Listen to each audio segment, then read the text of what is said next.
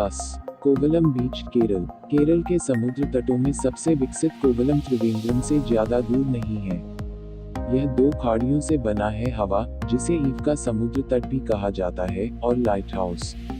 Light house 2 में से सबसे बड़ा है। इसके सैर सपाटे के साथ खुली हवा में रेस्तरां हैं। इस समुद्र तट के ऊपर स्थित लाइट हाउस विशेष रूप से सूर्यास्त के समय शानदार दृश्य प्रस्तुत करता है। इसके अलावा यह बच्चों के लिए सीखने के लिए कुछ आकर्षक है। वाटर स्पोर्ट्स और सर्फिंग भी हैं। 9 राधानगर समुद्र तट, अंडमान और निकोबार द्वीप। एक बार टाइम मैगजीन द्वारा एशिया के सर्वश्रेष्ठ समुद्र तट को वोट देने के बाद राधानगर बीच अंडमान और निकोबार द्वीप समूह में हैवलॉक द्वीप पर स्थित है, जो बंगाल की खाड़ी में फैले हुए हैं। द्वीप भारत का एक केंद्र शासित प्रदेश है। राधानगर बीच समुद्र तट संख्या 7 के रूप में भी जाना जाता है, अपने शांत पानी और महीन सफेद रेत के लिए प्रसिद्ध है। 8 तारकर्ली बीच, महाराष्ट्र।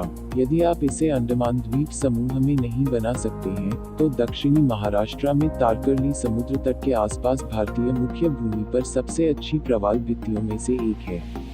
यह क्षेत्र अभी तक पर्यटक मार्ग पर नहीं आया है और कुछ विदेशी आगंतुकों को प्राप्त करता है, हालांकि यह राज्य से घरेलू यात्रियों को तेजी से आकर्षित कर रहा है। समुद्र तट पर साधारण होमस्टे आवास एक खुशी की बात है। स्थानीय लोगों को अक्सर बिना जल्दबाजी के साइकिल चलाते या घूमने के लिए चलते देखा जा सकता है। 7 बागा बीच, उत्तरी गोवा। निश्चित रूप से उत्तरी गोवा में बागा बीच का व्यवसायीकरण और व्यस्तता हो सकती है, लेकिन जो लोग कार्रवाई पसंद करते हैं, उनके लिए यह तट पर सबसे अधिक होने वाले समुद्र तटों में से एक है। वाटर स्पोर्ट्स, पैरासेलिंग, बीच शेक्स, बार क्लब और बढ़िया डाइनिंग रेस्तरां, आपको ये सब वहां मिलेंगे। इन दिनों बागा मुख्य रूप से भारतीय भीड़ को आकर्षित करता है, जो मुख्य धारा के संगीत के लिए आते हैं और टीटो के लेन पर पेपर छूट देते हैं।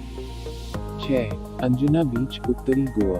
मूल हिप्पी भले ही आगे बढ़ गए हों, लेकिन इसका मतलब यह नहीं है कि अंजुना में पार्टी खत्म हो गई है। पौराणिक झोपड़ियों, कली और शिव वैली में अभी भी पार्टियां होती हैं। अंजुना वागाटोर में हिलटॉप के भी करीब है, जहां आमतौर पर सप्ताहांत और नए साल की पूर्व संध्या पर बड़ी ट्रांस पार्टियां होती हैं। उनके फेसबुक पेज में विवरण है। सबसे महत्वपूर्ण बात, अंजुना में बहुत सारे बैकपैकर हॉस्टल और गेस्ट हाउस हैं, जहां आप सस्ते में रह सकते हैं और अन्य यात्रियों के साथ मेलजोल कर सकते हैं। 5 रामबोल बीच, उत्तरी गोवा।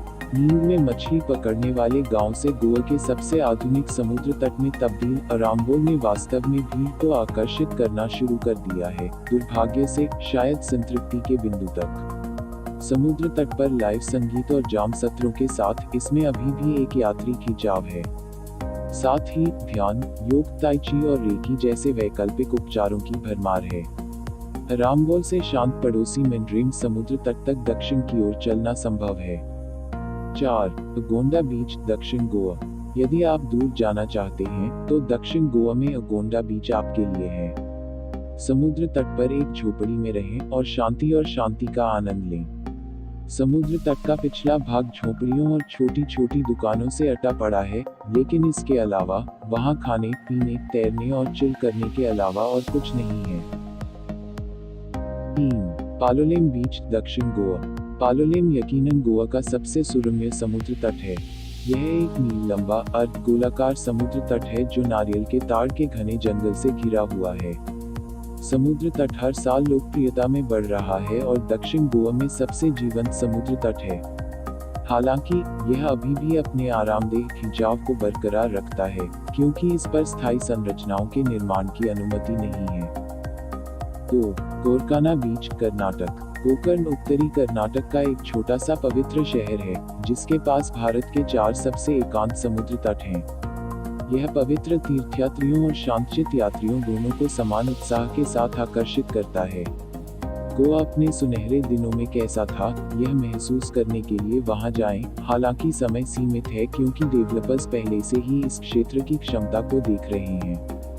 1 वर्कला बीच, केरल। वर्कला समुद्र तट केरल में राजधानी त्रिवेंद्रम के उत्तर में लगभग 1 घंटे की दूरी पर स्थित है और अब वाणिज्यिक हो चुके कोवलम के लिए अपेक्षाकृत शांतिपूर्ण विकल्प प्रदान करता है। इस समुद्र तट की सेटिंग आपकी सांसों को दूर ले जाने के लिए पर्याप्त हड़ताली है, एक तरफ चट्टान के एक अंतहीन पक्के खंड और दूसरी तरफ अरब सागर तक फैले दृश्यों के साथ। योग और आयुर्वेद के लोकप्रिय होने के कारण यह विश्राम और कायाकल्प करने के लिए एक आदर्श स्थान है।